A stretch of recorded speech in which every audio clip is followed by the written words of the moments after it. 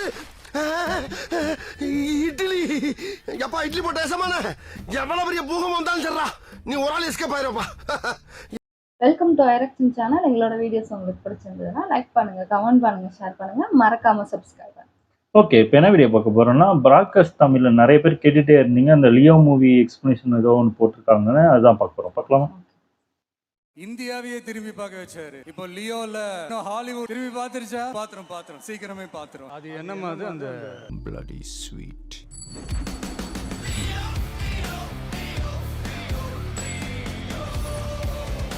Hey guys, welcome back to another episode of PT. இன்னைக்கு இந்த வீடியோல என்னன்னா லியோ அப்படின்னு ஒரு படம்.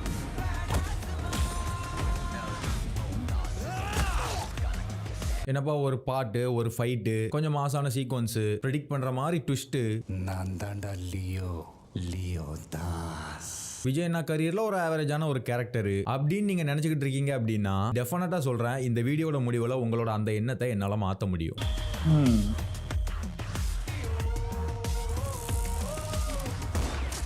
இந்த படத்துல விஜய் அண்ணாவோட அந்த கேரக்டர் ஸ்கெட்ச் இருக்குல்ல, அதை வந்துட்டு கில்லி படத்துல வேலுவா இருக்கட்டும், துப்பாக்கி ஜெகதீஷா இருக்கட்டும், கத்தி கதிரேசனா இருக்கட்டும், இவ்வளவு ஏன் எனக்கு பர்சனலா ஃபேவரட்டா இருக்கிற போக்கிரி தமிழா கூட இருக்கட்டும், இந்த எந்த கேரக்டரோடையுமே இந்த லியோ கேரக்டரை கம்பேர் பண்ணவே முடியாது. பிகாஸ் அவ்வளவு யூனிக்கா, அவ்வளவு சூப்பர்வா இருக்கும் அந்த கேரக்டர். அவ்வளவு சூப்பர்வா ஸ்கெட்ச் பண்ணிருப்பாரு லோகேஷ்.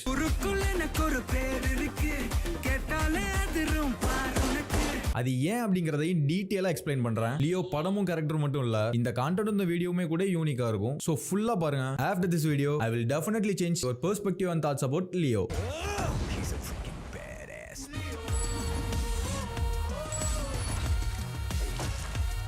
சரி, ஓகே, இப்போ வந்துட்டு படம் வந்துட்டு ஓப்பன் ஆகுது. வேணா அந்த வீடியோ படத்தை பத்தி இல்ல, கேரக்டர் பத்தி தானே. சோ இப்போ கேரக்டர் ஓப்பனிங்ல இருந்தே போயிடலாம். கேரக்டரோட ஃபேஸ் ரிவீல் ஷாட் ஒன்னு ஓப்பன் ஆகுது. ரொம்ப ஒரு ஆர்டினரியான ஒரு இன்ட்ரோ, ஒரு ஆர்டினரி பர்சனுக்கான இன்ட்ரோ.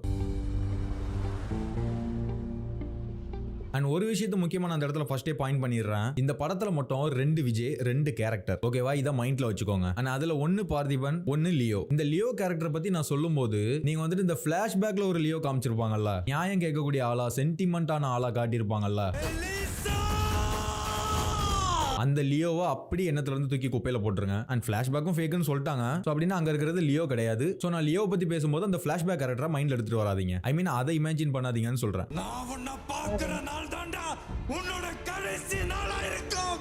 அதுக்கு பதிலா த்ரிஷா மேம் இருக்காங்கல்ல, ஐ மீன் சத்யா கேரக்டர் வந்துட்டு படத்துல ஒரு போர்ஷன்ல லியோவை இமேஜின் பண்ணும். ஆண்டனி வந்துட்டு சத்யா கிட்ட லியோவை பத்தி ஒன்னு சொல்லுவாரு. நீ பார்த்திபன் நம்பி 20 வருஷம் வாழ்ந்துகிட்டு இருக்கிற ஒரு ஆளு, அதுக்கு முன்னாடி இவு இறக்க இல்லாம அத்தனை பேரும் சமையான சீனா இருக்கும். சமான கோலகாரன்னு தெரிய வரும் போது நமக்கே ஒரு பயம் மைண்ட்ல வச்சுட்டு சத்யா கேரக்டர் ஒரு இமேஜின் பண்ணும். உன் பெட்ல படுத்திருக்கிற பேய் படம் வரதுக்கு ஈக்குவலா இருக்கு. என்ன வந்து பாரு. ஒரு லியோவை காட்டுவாங்கல்ல, அதுதான் லியோ. அதையே நீங்களும் இமேஜின் பண்ணிக்கோங்க. சோ இப்போ லியோ வந்துட்டு இமேஜினேஷனுக்கு ஓகே. அண்ட் இப்போ பார்த்திபன் கேரக்டர், அத படத்தோட ஃபர்ஸ்ட் ஃபியூ மினிட்ஸ்க்கு அந்த கேரக்டரை காமிப்பாங்க. ஒரு ஆர்டினரியான பர்சன், ஒரு family man, and very good husband, and very good father, and very good friend, and very good brother, and very very good person. இதுதான் பார்த்திபன். ஓகேவா?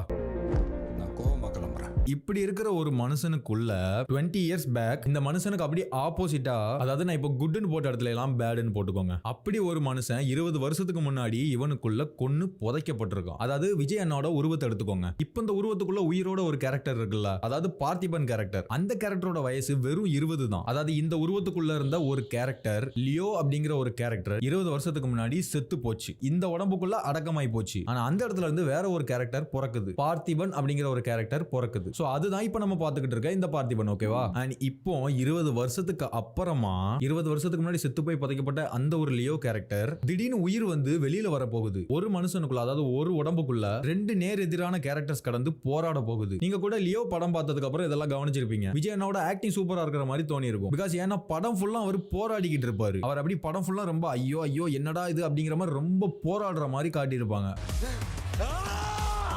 அவருக்கு வெளியில மத்தவங்களோட நடக்கிற போராட்டத்தை தான் நீங்க ஸ்கிரீன்ல பாத்திருப்பீங்க. பட் அந்த உடம்புக்குள்ள அந்த பார்த்திபன் அப்படிங்கிற அந்த கேரக்டர், இந்த ஆண்டனி, இந்த ஹரால்டு, மிஸ்கின், சாண்டி இவங்களை விட ரொம்ப மோசமான ஒரு கேரக்டரோட போராடிட்டு இருப்பான் பார்த்திபன். நீங்க ஸ்கிரீன்ல பார்க்காத அந்த விஷயத்தை நான் சொல்றேன், ஜஸ்ட் இமேஜின் பண்ணிக்கோங்க. அதுக்கு மேல உண்மையை சொல்லணும்னா லியோ தான் உயிரோட வந்து சொல்லணும். ஒரு நைட்டு தூங்க போறதுக்கு முன்னாடி பார்த்திபன் வந்து வழக்கம் போல உங்க குழந்தைங்களுக்கு ஒரு கதை சொல்லுவாரு. கதை சொல்லி முடிப்பாரு. அதுக்கப்புறம் தூங்க போயிருவாங்க. அந்த நாள் நைட்டு தூங்குவாருல, அந்த நாள் நைட்டு கண்ணை பொத்துவாருல, இந்த கண்ணை பொத்தி முழிக்கிறத வந்து நல்லா ஞாபகம் வச்சுக்கோங்க. ஓகேவா? ஐ மீன் இதை அடிக்கடி நான் பின் பண்ணுவேன், ஞாபகம் வச்சுக்கோங்க. இந்த நாளோட இந்த நைட்ல தான் அந்த லியோ கேரக்டர் வந்து உயிரோட எழுந்திருக்க போகுது. சோ இப்ப தூங்குறதுக்காக கண்ணை மூடினது என்னமோ பார்த்திபன் தான். பட் அதுக்கப்புறம் வந்துட்டு ஒரு பிளாஸ்ட் சவுண்ட் ஒன்னு கேட்கும். ஒரு கார் ஒன்னு பிளாஸ்ட் ஆகும்ல, அந்த சவுண்ட், அதாவது இத்தனை வருஷமா அந்த ஊர்ல கேட்காத ஒரு சவுண்டு. அந்த சவுண்டை கேட்ட உடனே கண்ணு முழிப்பாருல்ல, அந்த கண்ணு முழிச்ச அந்த கேரக்டர்ல 95% தான் பார்த்திபன். பட் பேலன்ஸ் 5% லியோவா தான் கண்ணு முழிப்பாரு. ஸோ நல்லா ஞாபகம் வச்சுக்கோங்க, வெறும் 5% தான் லியோ இந்த உடம்புக்குள்ள வந்திருக்காரு. அண்ட் தென் மறுநாள் எப்பவும் போல காலையில ஸ்கூலுக்கு கிளம்புவாங்க. அப்போ வந்துட்டு அவரோட பையன் சித்தார்த் வந்துட்டு கூப்பிடுவாரு, பார்த்திபனை வந்துட்டு கூப்பிடுவாரு. அப்போ அங்க விஜய் அண்ணா வந்துட்டு திரும்ப மாட்டாரு, வேற ஒரு எண்ணத்திலே போய்கிட்டு இருப்பாரு. அதாவது அப்போ அந்த இடத்துல அந்த 5% லியோ வந்துட்டு ஃபுல் பாடியை கண்ட்ரோல் எடுக்கிறதுக்காக உள்ள இருக்கிற 90% பார்த்திபன் கூட ஃபைட் பண்ணிக்கிட்டு இருக்கு. சோ அவரால் நார்மலா இருக்க முடியல. அண்ட் திரும்ப அகைன் அவர் அப்பா அப்பான்னு கூப்பிட்டதுக்கு அப்புறம் தான் ரியலைஸ் பண்ணுவாரு நம்ம பார்த்திபன் தான் அப்படின்னு. ஆனா அப்போ அந்த இடத்துல லியோ போயிரும். சோ அதுக்கப்புறம் நார்மலா பார்த்திபனா இருப்பாரு. ஸ்கூல் ரிஜிஸ்டர் ஆபீஸ்னு ஒரு நார்மலா தான் அப்படி போய்கிட்டு இருப்பாரு. ஒரு நார்மலான பார்த்திபன் வந்துட்டு இப்போ இந்த ஃபுல் உடம்ப கண்ட்ரோல் பண்ணிட்டு போய்கிட்டு இருக்காரு. ப்ரௌசர் ஹிஸ்டரியா எந்த அவன் தான். அந்த அதுக்கப்புறமா அவருடைய ஒர்க்குக்கு போயிருவாரு. எந்த ஒர்க்குக்குன்னா காஃபி ஷாப்புக்கு இல்ல, அவர் வந்துட்டு ஒரு அனிமல் ரெஸ்கியூ டீம்லயுமே இருப்பாரு. அனிமல் ரெஸ்கியூ இங்க பக்கத்துல காஃபி ஷாப் வச்சிருக்கான். சோ அதனால அந்த ஹைனா சீக்வன்ஸ் அதெல்லாம் ஓகே தெரியும்ல. சோ அங்க வந்து ஒரு அவள வந்துட்டு இவங்க அட்டாக் பண்ணிட்டாங்க அப்படின்னு சொல்லிட்டு பேசிக்கிட்டு இருக்கும் போது, நார்மலா பார்த்திபன் அங்க இருந்துகிட்டு இருக்கும் போது, நம்ம வெட்டரி டாக்டர் வர சொல்லுங்க, இந்த அவளுக்கு ட்ரீட்மெண்ட் பண்ணணும் அப்படின்னு சொல்லிட்டு ஜோஷி கிட்ட சொல்லுவாரு பார்த்திபன். ஜோஷி ப்ளூ கிராஸுக்கு இன்ஃபார்ம் பண்ணுங்க, இதை உடனே ட்ரீட் பண்ணணும். அப்படியே நம்ம வெட்டினரி டாக்டர் உடனே வர சொல்லுங்க. தென் அப்போ வந்துட்டு ஜோஷி சொல்லுவாரு, இஸ் நோ மோர். இட்ஸ் ஒரு கார் ஆக்சிடென்ட்ல ஸ்பாட்ல இருந்துட்டார். ஐ திங்க் கண்ட்ரோல் இல்லாம வேலில இருந்து விழுந்திருப்பாரு நினைக்கிறேன் அப்படின்னு சொன்னோனே ஒரு 99% பார்த்திபனா ஐயோ நமக்கு தெரிஞ்சவர் இறந்துட்டாரு அப்படின்னு ஆச்சரியப்படுவாரு. என்ன சொல்றீங்க? யா forgot to tell you. But 1% அந்த ஃபேஸ்ல பாருங்க, அதாவது ஜோஷிக்கு ஒரு ஃபோன் வரும், அங்க ஆப்போசிட்ல என்ன சொல்லுவாங்கன்னு அவருக்கு தெரியாது. அதுக்கு வந்துட்டு அவர் வாட் அப்படின்னு சொல்லிட்டு ஆச்சரியப்படுவாரு. What? அதை கேட்டதும் 1% லியோ வெளியே வருவார் பாருங்க அந்த ஃபேஸ்ல. அண்ட் தென் அதுக்கப்புறம் ஜோஷி சொல்லுவாரு, இது வந்து ஆக்சிடென்ட் இல்லையா, பிளான்ட் மர்டர், துப்பாக்கியால ஷூட் பண்ணிருக்காங்க அவரை. அண்ட் 1 வீக் பிஃபோர் நடந்த ஒரு இன்சிடென்ட் பின் பண்ணுவாரு. அது இந்த மாதிரி கலெக்டர் போன வாரம் செத்து போனார்ல, அதனால ஏதோ ஹிடன் ரன் கேஸ் நினைச்சேன். பட் இப்போ இது இப்படி நடந்ததை பார்த்தா ஏதோ கில்லிங் ஸ்ப்ரீ மாதிரி தெரியுது அப்படின்னு சொல்லுவாரு ஜோஷி. அதை கேட்டதும் ஒரு 5 to 6% லியோ அந்த ஃபேஸ்ல வெளியில வருவாரு. அதாவது பார்த்திபன் அந்த இடத்துல அவரை கண்ட்ரோல் பண்ணுவாரு. அந்த ஃபேஸை பார்த்தாலே தெரியும் பார்த்திபனுக்கு ஒரு பயங்கரமான ஆச்சரியமான, இது எப்படி, இது என்னடா, இது என்ன இது அப்படிங்கிற மாதிரி ஒரு குழப்பமான நிலைமையில அந்த ஃபேஸ் இருக்கும், பார்த்தா தெரியும். 20 வருஷமா இந்த ஊர்ல இருக்கேன், இப்படிதான் கேள்விப்பட்டதே இல்ல. இந்த ஊர்ல எப்படி ஜோஷி துப்பாக்கி வந்துச்சு? ஆனா அதுக்கப்புறம் ஜோஷி நான் ஸ்பாட் கிளம்புறேன் அப்படின்னு சொல்லுவாரு. பட் இப்போ அந்த குழப்பத்தோட அவரால் அந்த இடத்துல நார்மலா இருக்க முடியாது. சோ நானும் வரேன்னு சொல்லிடுவாரு. நானும் வரவா? ஸோ ஸ்பாட்டுக்கு போனதுக்கு அப்புறமா கன் ஷூட்டு, கார் பிளாஸ்ட், கொடூரமான கொலை இதெல்லாம் பார்த்ததும் நல்லா அந்த ஃபேஸ்ல கவனிங்க. அவர் கேள்விப்படும் போது பட்ட ஆச்சரியத்தை இங்க நேர்ல பார்க்கும் போது காட்ட மாட்டாரு. அந்த இடத்துல பார்த்திபன் மேக்ஸிமைஸ் பண்ணிடுவாரு, ஆச்சரியத்தோட முடிஞ்சிரும். பட் இங்க கொஞ்சமா ஒரு 7 to 8% லியோவை பார்க்கலாம் இந்த ஃபேஸ்ல. அந்த இடத்துல அவரோட மைண்டுக்குள்ள அங்க ஒரு கதையே ஓடிக்கிட்டு இருக்கும், ஒரு போராட்டமே ஓடிக்கிட்டு இருக்கு.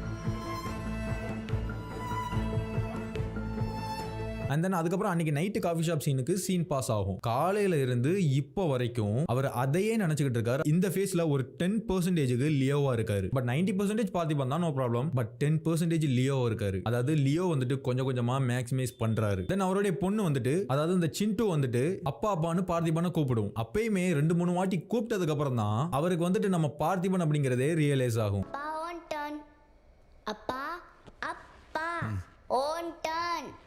Okay okay okay. சோ அப்பா 2-3 வாட்டி கூப்பிட்டு ஞாபகப்படுத்தினதுக்கு அப்புறமா லியோவோட அந்த பெர்சன்டேஜ் ஃபுல்லா டவுன் ஆகி பார்த்திபன் ஃபுல்லா கண்ட்ரோல் பண்ணிடுவாரு அந்த பாடியை. சேம் காலையில அவருடைய பையன் அப்பான்னு கூப்பிட்டு சேஞ்ச் பண்ண மாதிரி. சோ இப்போ திரும்ப பார்த்திபன் ஆகி நார்மல் ஆயிருவாரு. ரொம்ப நார்மலா ஜாலியா ஃபன்னா முன்னாடி சொன்ன மாதிரி ஒரு குட் பர்சனா பார்த்திபனா இருப்பாரு. உன் பாட்டுக்கு என் பாட்டு எவ்வளவு பரவாயில்ல.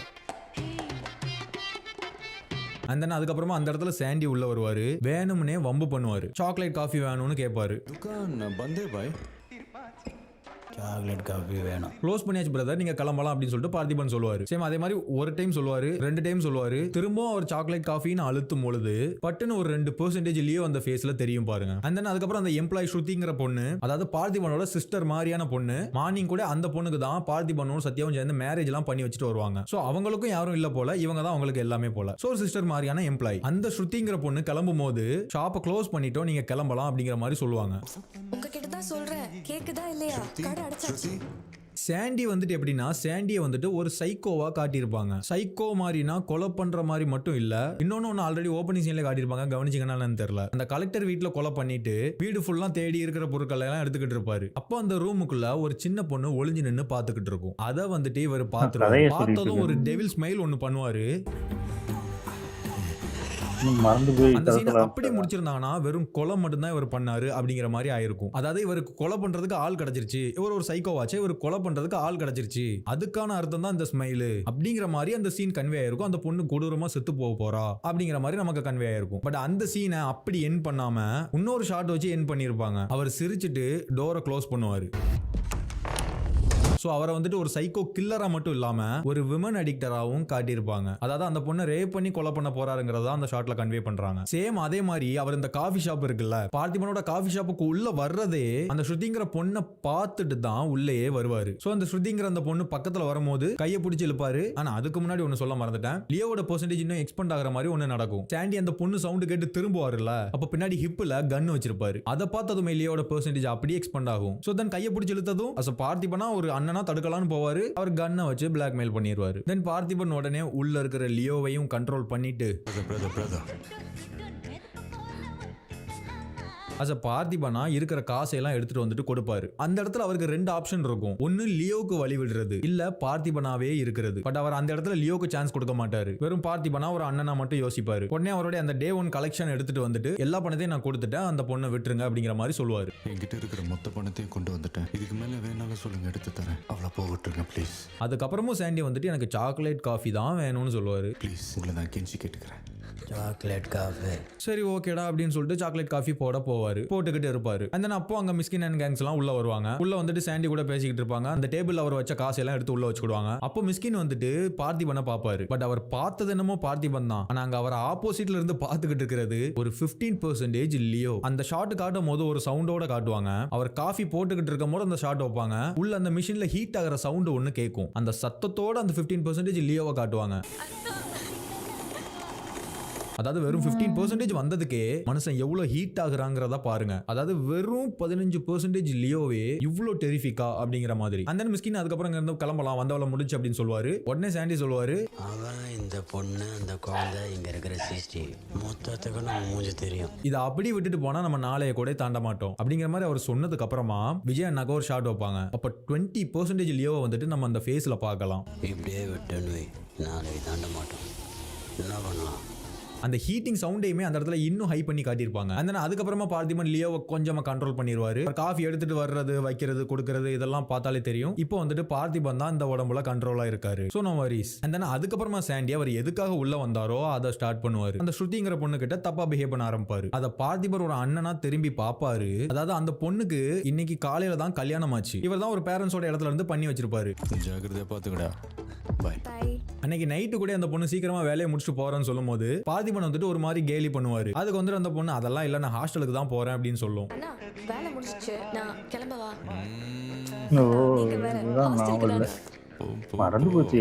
அன்னைக்கு வந்துட்டு அவங்களுக்கு ஃபர்ஸ்ட் நைட் அப்படிங்கிற மாதிரி அவர் கேலி பண்ணுவாரு. சோ சாண்டி அந்த பொண்ணு அபியூஸ் பண்றத பார்த்திபன் பார்க்கும்போது இன்னைக்கு நம்ம கல்யாணம் பண்ணி வச்ச நம்ம தங்கச்சி நான் சொன்னதுக்கு அப்புறம் தான் அவளுடைய ஹஸ்பண்ட் கூட நான் அவளை டச் பண்ணல, எவனோ ஒருத்தன் வந்து இப்படி நம்ம கண்ணு முன்னாலே இப்படி பண்ண போறானே, அதாவது இப்படி பண்றானே அப்படிங்கறத திரும்பி பார்த்துட்டு ஒரு அண்ணனாவோ ஒரு அப்பாவாவோ அவர் அங்க என்ன பண்ணுவாரு, அவர் அங்க என்ன பண்ணணும், அவர் அங்க வேற ஒண்ணுமே பண்ணல. ஜஸ்ட் லியோவுக்கு கொஞ்சம் வழி விடுவாரு. அவர் கண்ணை மூடுறாருல, இதை நான் ஓப்பனிங்ல ஞாபகம் வச்சுக்க சொன்ன ஞாபகம் இருக்கா? கண்ணை மூடும் போது பார்த்திபனா மூடுறாரு, அண்ட் தென் கண்ணை திறந்த உடனே லியோவா திறக்கிறாரு. லியோவை கண்ணை திறந்த உடனே கவனிங்க, ஒரு செகண்ட் கூட பொறுமை இல்ல, ஐஸ் ஓபன் பண்ண உடனே அட்டாக் பண்றாரு. அண்ட் முக்கியமா இதுல இன்னொரு விஷயத்தை ஞாபகம் வச்சுக்கோங்க, பார்த்திபன் வழி விட்டது வெறும் 50% லியோவுக்கு தான் வழி விட்டுருக்காரு. பேலன்ஸ் பாதி கண்ட்ரோல் பார்த்திபன் தான் வச்சிருக்காரு. ஏன் சொல்றேன்னா அந்த சீன் ஃபுல்லா ஃபைட் பண்ணுவாருல, ஒருத்தரை கூட கொலை பண்ணணும்னு நினைக்க மாட்டாரு. பிகாஸ் பார்த்திபனோட கண்ட்ரோல் 50% இருக்குது. அதனாலதான் அந்த கன்னை கூட கையில எடுக்க மாட்டாரு, கீழே தள்ளி விட்டுருவாரு. கன்னை கையில எடுத்தோம்னா லியோ மேக்ஸிமைஸ் பண்ணிடுவானே. இதை பத்தி எண்ட் ஆஃப் த வீடியோலயும் ஒரு விஷயம் சொல்றேன், ஞாபகம் வச்சுக்கோங்க. சோ ஆனா பயங்கரமா அடிப்பாரு. பாதி லியோ வெளியில வந்துட்டு அடிக்கும் பொழுது அந்த ஸ்ருதிங்கிற பொண்ணோட ரியாக்ஷனை கவனிச்சிங்கன்னா தெரியும், இது நம்ம அண்ணன் இல்லையே, பார்த்திபன் இப்படி பண்ண மாட்டாரு அப்படிங்கிற மாதிரி ஒரு ரியாக்ஷன். பட் அங்க ஃபைட் பண்ணிட்டு இருக்கிறது லியோ. வெறும் பாதி லியோ தான் ஃபைட் பண்ணிட்டு இருக்காரு. அந்த பாதி லியோவோட ஃபைட்டே நான் முன்னாடியே சொன்ன மாதிரி ஃபிளாஷ்பேக் லியோவை இமேஜின் பண்ணாதீங்க, இந்த ஃபேஸை இமேஜின் பண்ணி வச்சுக்கோங்க. லியோ வந்துட்டு ஒரு பிரெடிக்ட் பண்ண முடியாத அளவுக்கு டெவில். சோ அதை ஞாபகம் வச்சுக்கோங்க. வெறும் பாதி லியோ வெளியில வந்ததுக்கு பயங்கரமா அடிவிலும் எல்லாருக்கும். முக்கியமா சாண்டிக்கு வாயெல்லாம் கிழிச்சு மூஞ்சி குழப்பி விட்டுருவாரு. ஒரு ஷாட்ல ஆல்மோஸ்ட் கொலை பண்ணிடுவாரு. ஆனா அதுக்கப்புறமா அவருடைய பொண்ணு அதாவது சிண்டு அதை பார்க்கும் போதும் பாதி லியோ பாதி பார்த்திபனா, அதாவது பாதி அப்பாவா பாதி கொலைகாரனா ஒரு ரியாக்ஷன் கொடுப்பாரு. சோ அது பார்க்கும் போதே நமக்கு தெரியும். அதுக்கப்புறமா சிண்டு வந்துட்டு அப்பா அப்பான்னு 2-3 வாட்டி கூப்பிடும். முன்னாடி பார்த்த மாதிரி 2-3 வாட்டி இப்படி ஞாபகப்படுத்திட்டாலே லியோவோட பெர்சன்டேஜ் வந்துட்டு கம்மியாயிரும் இல்லையா? அதே மாதிரி ஒரு 30% லியோ கம்மியாயிருச்சு. 70% பார்த்திபன் ஆயிட்டாரு. ஆனா அதுக்கப்புறம் நடக்கிறதெல்லாம் பாருங்க, கொஞ்சம் டிஃபெண்ட் பண்ணுவாரு, புடிச்சு தள்ளி விடுவாரு, கொஞ்சம் ஓடுவாரு, இந்த மாதிரி எல்லாம் இருக்கும். பட் அந்த 50%ல பண்ண மாதிரி அரகண்டா டெவிலா ஃபைட் பண்ண மாட்டாரு, அட்டாக் பண்ண மாட்டாரு. சோ அந்த அப்பங்கிற வார்த்தை பார்த்திபன் மேக்ஸிமைஸ் பண்ணுது, லியோவை கம்மி பண்ணிருச்சு. அதை பாருங்களேன், வெறும் 50% லியோவுக்கு இப்படி இருந்த இவனுங்களோட நிலைமை இந்த மாதிரி ஆயிருச்சு. Chocolate coffee.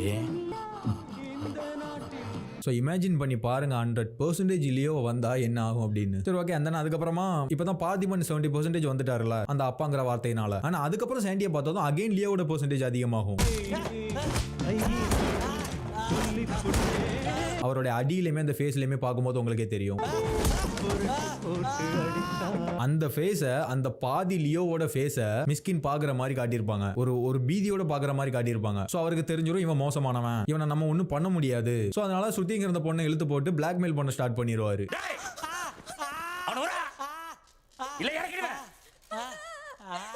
சோ அப்படி லாக் பண்ண உடனே பார்த்திபன் லியோவை கண்ட்ரோல் பண்ண ஆரம்பிச்சிருவாரு. அப்படி லாக் பண்ணதுக்கு அப்புறமா மிஸ்கின் வந்துட்டு சாண்டியை விட்டு அவனை கொண்டு போடு அப்படிங்கிற மாதிரி சொல்லுவாரு. சாண்டி உடனே broken பாட்டில் எல்லாம் எடுத்துட்டு போய் குத்துறதுக்கு நிப்பாரு. அப்ப அவங்க 2 பேருக்கும் ஒரு ஃபேஸ் ஆஃப் இருக்கும்.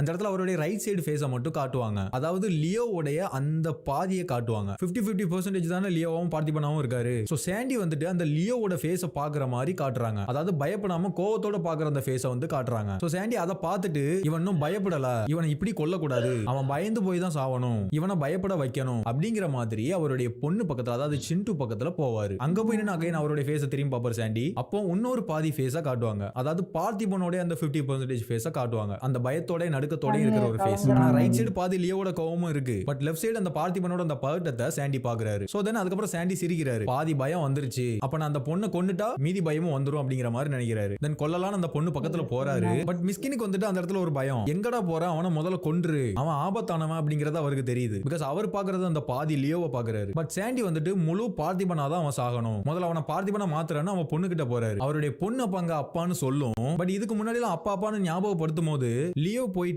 பார்த்திபன் வெளியில வருவாருல்ல, அதே மாதிரிதான் சாண்டியை நினைச்சிட்டு போறாரு. அவரே நினைச்சிட்டு போறாரு, அவருக்கு தெரியாது. பட் இந்த இடத்துல சேம் அதே மாதிரி கண்ணை மூடுறாரு, லியோவை வெளியில விடவா இல்ல பார்த்திபனா வெளியில போகவாங்கிற மாதிரி அவருக்குள்ள ஒரு ப்ராசஸ் நடக்குது. அந்த கண்ணை ஓபன் பண்றாரு. இப்போ இந்த ஃபேஸை பாருங்களேன், நீங்க எந்த பாதியை மறைச்சு வச்சு பார்த்தாலும் சரி உங்களுக்கு லியோவோட ஃபேஸ் தான் தெரியும். அதாவது 2 பக்கமுமே கோவமும் வெறியும் மட்டும் தான் இருக்கும். அந்த பாதி லியோ பாதி பார்த்திபன் ஃபேஸை கம்பேர் பண்ணி பாருங்களேன், இதுல வந்துட்டு ஒரு பயமும் கோவமும் கலந்து இருக்குது. அப்படியே இந்த ஃபேஸை பாருங்க, பல்லெல்லாம் கூட கடிக்கிறாரு பாருங்க. அதாவது பார்த்திபன் கண்ணை மூடி பாடியோட ஃபுல் கண்ட்ரோலை லியோ கிட்ட கொடுத்துட்டாரு. அதெல்லாம் பயங்கர சீன். சோ கண்ணை ஓபன் பண்ண அடுத்த செகண்டே அந்த கோட்ல கூட சொல்லுவாங்க ஸ்பிளிட் செகண்ட்ல, அதாவது அடுத்த பாதி செகண்ட்லயே கன்னை எடுத்து 5 பேரையும் கரெக்டா நெத்தி பொட்டுல சுடுவாரு. அதுல ஏம் பண்றது கூட டைம் இருக்காது, பட் ஆனா அந்த இடத்துல அவர் அதை பண்ணுவாரு. கன்ல இருந்து ஃபயர் ஆன 5 புல்லட்ஸும் கரெக்டா இறந்து போனவங்களோட நெத்தியில இறங்கிருக்கு, ஒரு புல்லட் கூட மிஸ் ஃபயர் ஆகல. பட் அவர் ஷூட் பண்ணும்போது அந்த ஃபேஸ்ல வந்துட்டு ஒரு பார்த்திபனோட சாயலும் இருக்கும், ஒரு 1 or 2% பார்த்திபன் அந்த இடத்துல இருப்பாரு. பட் ஆக்ஷன்ஸ் எல்லாம் லியோவோட ஆக்ஷனா இருக்கும். பார்த்திபன் ஐயோ இப்படி கண்ட்ரோல் பண்ண முடியாம போயிருச்சே அப்படிங்கிற மாதிரி ஒரு ஆதங்கத்தோட லியோ கோவத்தை வெளியில காட்டுவாரு. சோ ஃபுல் 100% லியோ கூட இன்னும் வெளியில வரல, ஒரு 5-10% கிட்ட பார்த்திபன் தான் இன்னும் இருக்காரு. அந்த 90% லியோவே அந்த ஸ்பிளிட் செகண்ட்ல எய்ம் பண்றது கூட டைம் இல்லாத நேரத்துல இன்னொன்னு அந்த 5 பேருமே வேற வேற டைரக்ஷன்ல இருப்பாங்க. ஆங்கிளையும் சேஞ்ச் பண்ணணும், எய்மும் பண்ணணும், ஷூட் பண்ணணும், அதுவும் நெத்தி பொட்டுல ஹெட் ஷாட் பண்ணணும். பட் இந்த இம்பாசிபிளான விஷயத்தை அவர் பண்ணுவார் அந்த இடத்துல.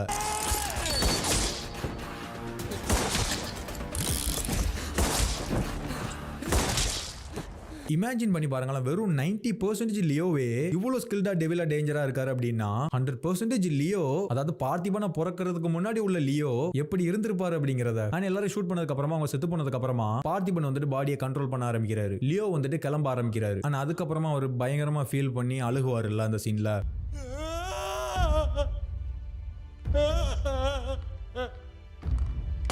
அந்த அழுகையில வந்துட்டு இப்படி இவனை வெளியில விடுற மாதிரி ஆயிப்போச்சே, இவனை கொன்னு மறக்கிறதுக்கு நம்ம எவ்வளவு கஷ்டப்பட்டோம், இப்படி திடீர்னு வெளியில வந்துட்டானுங்கிற ஒரு வருத்தம், கண்ட்ரோல் பண்ண முடியாம போச்சே அப்படிங்கிற ஒரு வருத்தம். அந்த அழுகையில வந்துட்டு சிண்டோன் அப்படின்னு கூப்பிடுவாரு. பட் அவர் தான் வந்துட்டு ஷூட் பண்ணி காப்பாத்திட்டாருல்ல, இருந்தாலும் ஏன் தெரியாத மாதிரி சிண்டோன்னு ஒரு மாதிரி பதட்டமா கூப்பிடுறாரு. ஏதோ அந்த பொண்ணுக்கு ஏதோ ஆன மாதிரி பதட்டமா ஏன் கூப்பிடுறாரு? அது ஏன்னா ஏற்கனவே சொல்லியிருக்கேன்ல, கண்ணை மூடுனது மட்டும்தான் பார்த்திபன். சோ அப்ப பார்த்திபனை பொறுத்த வரைக்கும் அவன் கொலை பண்ண போனா நான் கண்ணை மூடிட்டேன். சோ அதுக்கப்புறம் அவன் குத்துனானா இல்லையா, என்ன நடந்துச்சு எதுவுமே அவருக்கு தெரியாது. எனக்கு என்ன நடந்ததுன்னே தெரியல. சிண்டு கிட்ட போனா அது நான் பார்த்தேன்.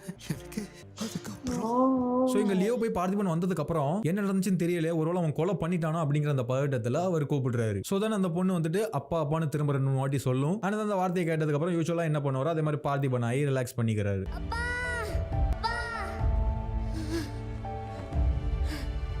அந்த அதுக்கப்புறமா அப்படியே அங்கேயே உறைஞ்சு போய் உட்காந்துருப்பாரு. ஒரு டைம் லாப்ஸ் ஒன்று காட்டியிருப்பாங்க. அவருக்குள்ள ஒரு பெரிய படமே ஓடிக்கிட்டு இருக்கு அந்த இடத்துல. ஆனா அதுக்கப்புறம் ஜோஷி வந்துட்டு கூப்பிடுவாரு, பார்த்திபன் கூப்பிடுவாரு, திரும்ப மாட்டாரு. சோ இந்த மாதிரி அடிக்கடி அப்பா அப்பா பார்த்திபன் இந்த மாதிரி சொல்லி ஞாபகப்படுத்தும் போதுதான் லியோ அவரால் கண்ட்ரோல் பண்ணி பார்த்திபனை வெளியில கொண்டு வர முடியுது. அவருக்கு உள்ள நடந்துகிட்டு இருக்க அந்த லியோ கூட நடக்கிற அந்த போராட்டத்துல இருந்து அவரால் வெளியில வர முடியுது. அந்த அதுக்கப்புறமா பார்த்திபன் அரெஸ்ட் பண்ணிடுவாங்க. துப்பாக்கி பிடிச்சு எக்ஸ்பீரியன்ஸ் இல்லாத ஒரு ஆளு எப்படி இப்படி ஒரு விஷயத்த பண்ணிருக்க முடியும் அப்படிங்கிற மாதிரி சொல்லுவாங்க. பல வருஷமா ட்ரைனிங் பண்ண போலீஸ்காரங்களுக்கே ஒழுங்கா ஷூட் பண்ண தெரியல, பட் இவர் எப்படி இதை பண்ணாரு அப்படிங்கிற மாதிரி கேட்பாங்க. அதுக்கு பார்த்திபனோட ரியாக்ஷனை பாருங்களேன், எனக்கு ஒண்ணுமே புரியல, நானா அப்படி பண்ணேன், எனக்கு அதெல்லாம் பண்ண தெரியாது, இங்க என்ன நடக்குதுன்னே புரியல அப்படிங்கிற மாதிரி ஒரு ரியாக்ஷன். பிகாஸ் அதை பண்ணதுதான் லியோ ஆச்சு. சோ இவருக்கு எப்படி அதை பத்தி தெரியும்? அந்த அதுக்கப்புறமா கோர்ட்ல வந்துட்டு சொல்லுவாங்க, இவரோட இந்த திறமையை சராசரி மனுஷங்களோட ஒப்பிட்டு பாருங்க அப்படிங்கிற மாதிரி சொல்லுவாங்க. திரு பார்த்திபனின் துப்பாக்கி சுடும் திறமையை இன்னும் பல சராசரி மனிதர்களின் திறமையோடு ஒப்பிட்டு போதிய விளக்கம் அளிக்கும்படி இந்த கோர்ட் உத்தரவிடுகிறது. ஆனா அங்க நார்மலா யாருமே ஒழுங்கா ஷூட் பண்ண மாட்டாங்க. நெக்ஸ்ட் பார்த்திபனை கூப்பிடுவாங்க. அப்பயுமே அவர் அங்க உள்ளுக்குள்ள லியோவோட சண்டை போட்டுக்கிட்டு இருக்காரு. பார்த்திபன் அகைன் ஞாபகப்படுத்தினதுக்கு அப்புறம் தான் நம்ம பார்த்திபன் சொல்லிட்டு ரிலைஸ் பண்ணிட்டு வராரு. பார்த்திபன் தெரியாம நிப்பாட்டு.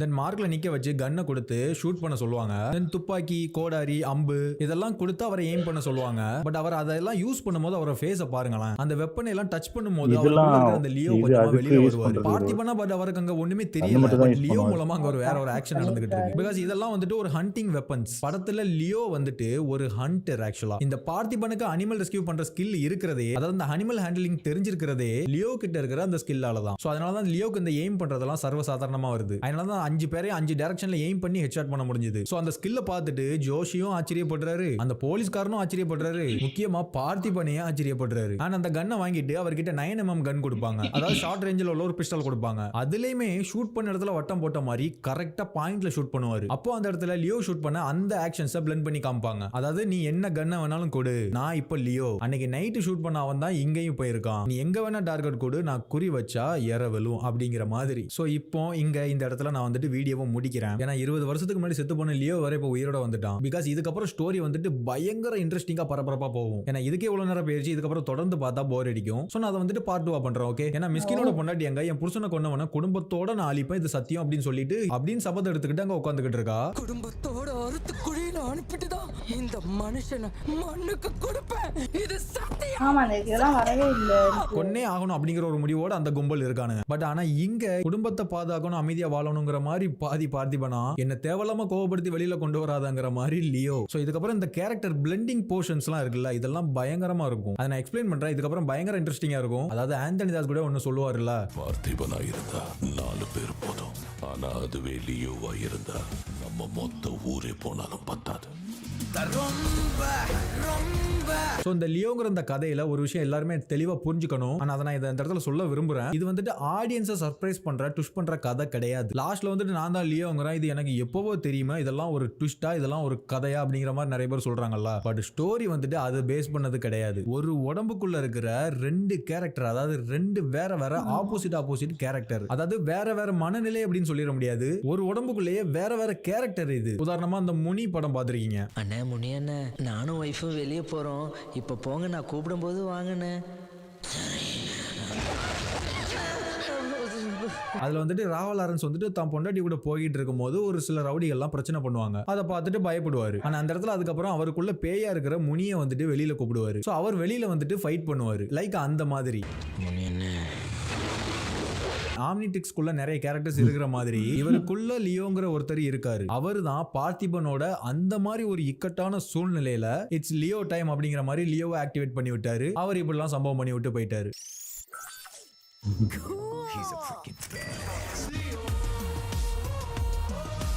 ஸோ இது வரைக்கும் பார்த்திபன் விசஸ் லியோவா போனது. இதுக்கப்புறம் Parthiban and Leo versus other enemies இந்த மாதிரி எல்லாம் போகுது. ஸோ அது எவ்வளோ இன்ட்ரெஸ்டிங்காக இருக்குங்கிறத scene by scene short by ஷார்ட்டா நெக்ஸ்ட் வீடியோல டீட்டெயிலாக எக்ஸ்பிளைன் பண்றேன். So wait and watch. சரி, ஓகே, நெக்ஸ்ட் வீடியோல மீட் பண்ணலாம். பாய். பயங்கரமா பாட்டா போகும்னு நினைக்கிறேன். ஆமாம், எனக்கு தெரிஞ்சு அதான் இது நாங்களும் ஃபர்ஸ்ட் வாட்டி பார்க்கும்போது இதெல்லாம் நோட் பண்ணல, நிறைய விஷயம் நோட் பண்ணல. அதுக்கப்புறம் திரும்பி எனக்கு தெரிஞ்சு நாங்கள் பார்த்த 2 வாட்டி தேட்டரில் போய் பார்த்த படம் லியோ தான் எனக்கு தெரிஞ்சு.